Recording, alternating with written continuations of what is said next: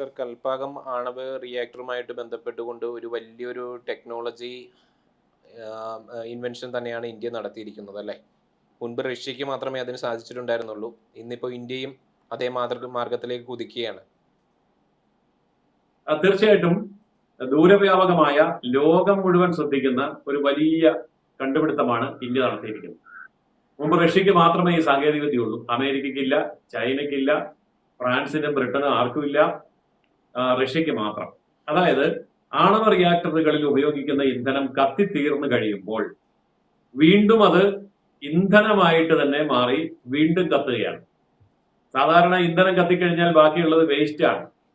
ഇപ്പോ വിറക് കത്തിയാൽ കരി ഉണ്ടാവും, കൽക്കരി കത്തിയാൽ കരി ഉണ്ടാകും, മണ്ണെണ്ണ, പെട്രോൾ, ഡീസൽ കത്തിയാൽ പുകയുണ്ടാവും.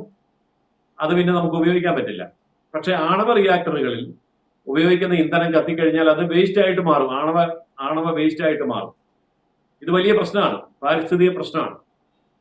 ഈ ആണവ വേസ്റ്റ് കൊണ്ടുപോയി സംസ്കരിക്കാൻ പറ്റിയ സ്ഥലങ്ങളൊന്നുമില്ല.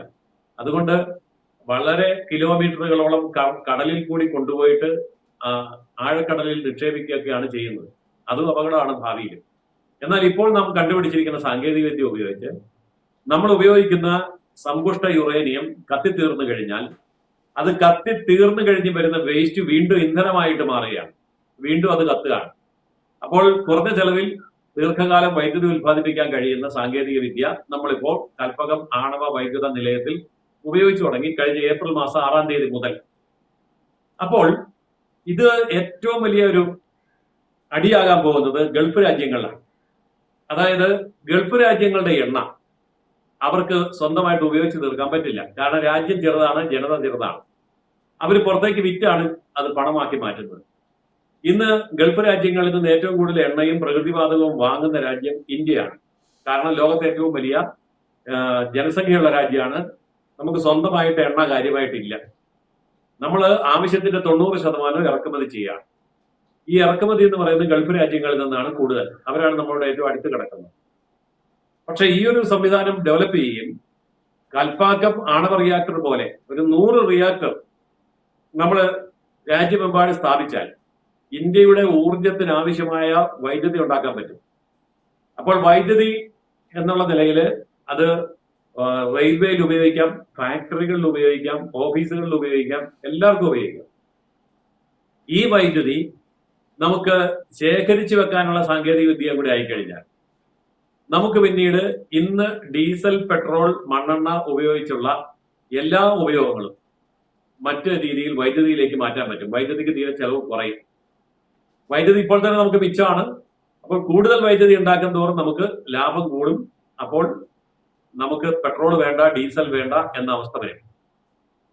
അങ്ങനെ പെട്രോളും ഡീസലും വേണ്ടാതെ വന്നാൽ ഇന്ത്യയുടെ ഇറക്കുമതി വൻതോതിൽ കുറയും, സാമ്പത്തികമായിട്ട് നമ്മൾ ഉയരും. എന്നാൽ വൻതോതിൽ കയറ്റുമതി ചെയ്തുകൊണ്ടിരുന്ന ഗൾഫ് രാജ്യങ്ങളിലെ ക്രൂഡ് ഓയിൽ കയറ്റുമതി വളരെയേറെ കുറയും. കാരണം ഇന്ത്യയാണല്ലോ പ്രധാനപ്പെട്ട ഉപഭോക്താവ്. കാരണം റഷ്യക്ക് ഇതിന്റെ ആവശ്യമില്ല, സ്വന്തമായിട്ട് എണ്ണയുണ്ട്. അമേരിക്കയ്ക്ക് ആവശ്യമില്ല, സ്വന്തമായിട്ട് എണ്ണയുണ്ട്.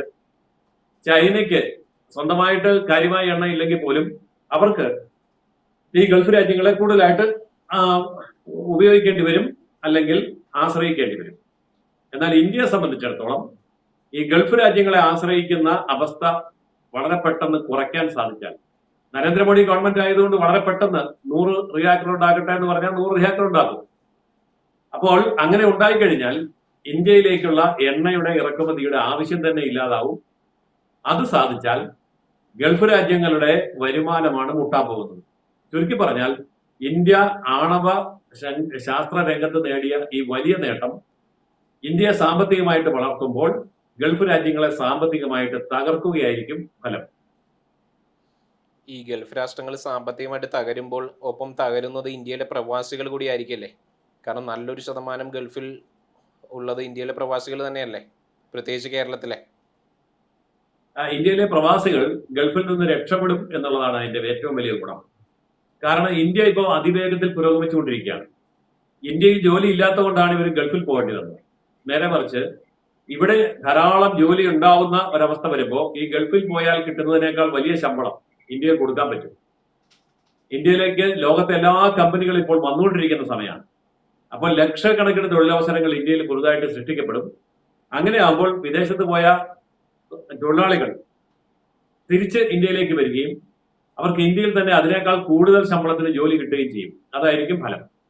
പിന്നെ ഇതുകൊണ്ടുള്ള വേറൊരു വലിയ ഗുണം എന്താന്ന് വെച്ചാൽ ഇസ്ലാമിക തീവ്രവാദത്തിന്റെ നടുവൊടിഞ്ഞു പോകും.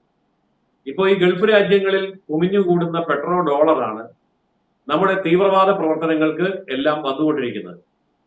ആ വരവ് കുറയും.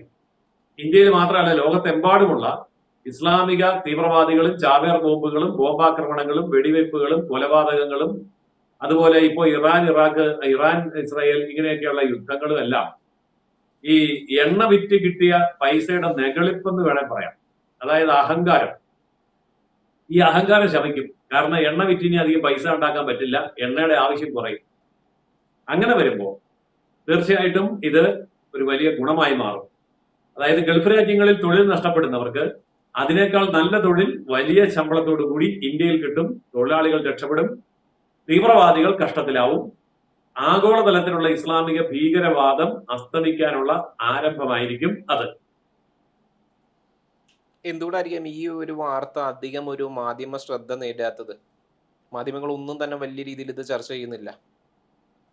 കാരണം ഇത് ഇന്ത്യക്ക് ഗുണമുള്ള വാർത്തയായതുകൊണ്ട് ഇത് മാധ്യമങ്ങൾക്ക് ഇഷ്ടമുള്ള കാര്യമല്ല.